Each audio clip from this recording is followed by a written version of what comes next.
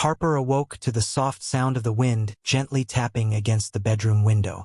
The bed beside her was empty, the pillow still pristine, untouched with no trace that Cole had slept there. She reached out her hand, brushing against the cold space where he used to lie. 2 days. It had been 2 days since he left, carrying a small suitcase with only a few clothes and a look she couldn't quite interpret. He hadn't said where he was going, and she hadn't had the strength to ask. She sat there on the bed, engulfed by the stillness of the house, once filled with laughter, conversations, and dreams of the future. Now all that was left were the echoes of memories, distant and fading. Harper glanced at the clock on the bedside table, but time felt suspended, frozen in place. Rising slowly, she trudged to the kitchen where the cold coffee maker sat silently, a stark reminder that nothing in the house was as it had once been. As she prepared coffee, her thoughts drifted.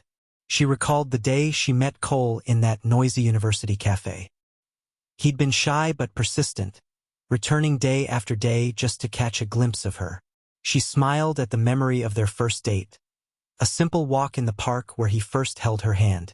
His palms had been sweaty, but the gesture was genuine, full of promise. They were young, full of dreams, and their love felt unshakable. Their marriage had been the happiest chapter of their lives, at least for a while. Cole's playful and optimistic nature had a way of making Harper laugh, even on the hardest days. He was a light, and she was the structure, the anchor that kept him grounded when his ambitious projects seemed to take on lives of their own. For years it worked. They complemented each other, moved together in harmony. Arguments were rare, and when they did happen, they were just small bumps in the road. Never anything that felt like a true fall. But what had once felt light began to grow heavy. At first, it was the usual struggles. Overdue bills, broken promises, and neglected chores. Then the little annoyances began to accumulate. Words began to feel sharper and nights ended in silence, each of them turning away from the other. Then came the decision to have children. First, it was a thrilling idea. They dreamed together, discussing nursery colors, names, and imagining what it would be like to see each other in the reflection of a new life.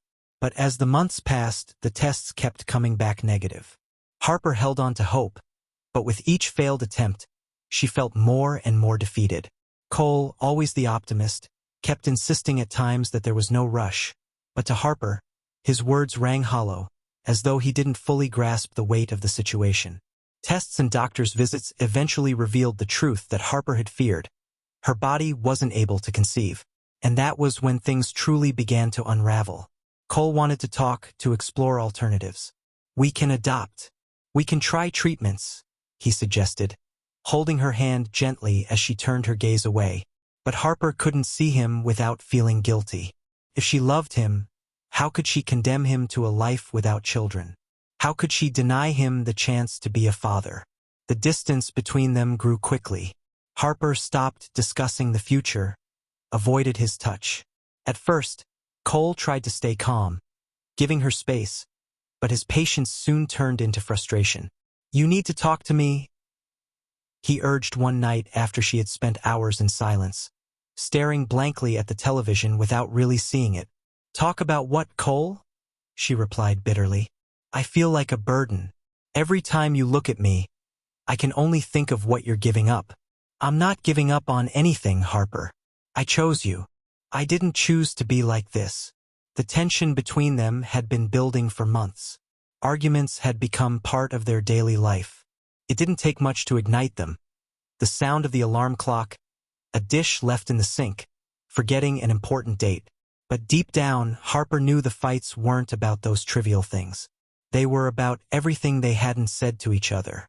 Then one day, Cole stopped trying. He stopped arguing, stopped slamming doors, stopped raising his voice, and in many ways that hurt more than any argument had. Harper felt a tightness in her chest, the pain of knowing that it wasn't the absence of love that had pushed them apart.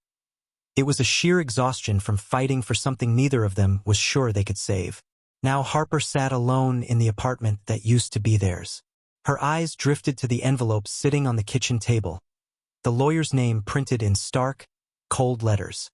Today they were going to sign the papers, officially ending their 10-year marriage. The day arrived at last. That morning, in the lawyer's office, Harper, with a heavy heart and a swirling mind, sat quietly. Cole, across from her, looked confused, hurt, yet resigned. The lawyer, a man in his middle years with thin-rimmed glasses, read off the terms of the agreement in a monotone voice that felt distant, almost as if it was coming from another world.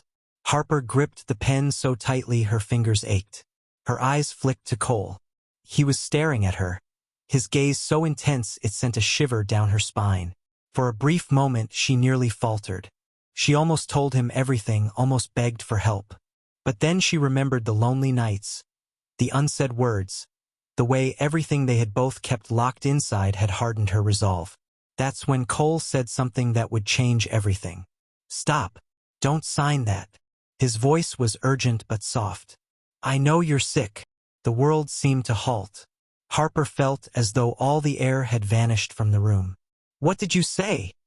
she managed to stammer, her voice trembling. Cole leaned in, his eyes never leaving hers. "I know you have cancer," he said. The lawyer looked between them, clearly bewildered by the sudden shift in the conversation. Harper felt the color drain from her face, her heart pounding wildly against her. "Ribs, you're imagining things," she whispered, avoiding his gaze. But deep down, she knew it was futile. Cole had always been able to read her, even when she tried to hide her thoughts. "I'm not," he replied softly. "I found the test this morning when I went to get my things from the apartment earlier." That day, Cole had gone to their old apartment to retrieve his belongings and finally move on. While going through a drawer, he had come across an envelope with the name of a medical clinic on it. Curiosity led him to open it, and inside he found the test results: uterine cancer. The ground beneath him had seemed to vanish. He read the words over and over, trying to process what they meant. Harper was sick, and worse, she was facing it alone. In that moment, Cole realized that the real threat wasn't a divorce. It was the possibility of losing her forever. Something inside him shifted. He couldn't let her go through this alone. Not after everything they had shared. Back in that cold room, Harper closed her eyes, the tears she had held back for so long finally spilling over. "You shouldn't have gone through my things," she whispered, her voice breaking. "You shouldn't have kept something like this from me." Cole's voice came out louder than intended, full of raw emotion. "My God, Harper, did you really think I would let you go through this on your own?" She didn't respond immediately. How could she explain the paralyzing fear that consumed her? How could she put into words the terror of becoming a burden, of watching love shift into something that felt like duty or obligation? "What do you want me to say, Cole?" She finally spoke, her voice choked with emotion. "That I was scared. I didn't want you to stay out of pity." She had found out the diagnosis days before they were set to sign the divorce papers. She didn't have the courage to tell him. Their communication had broken down so completely. She was overwhelmed with conflicting feelings and never anticipated what would unfold next. Cole reached across the table, taking her hand in his.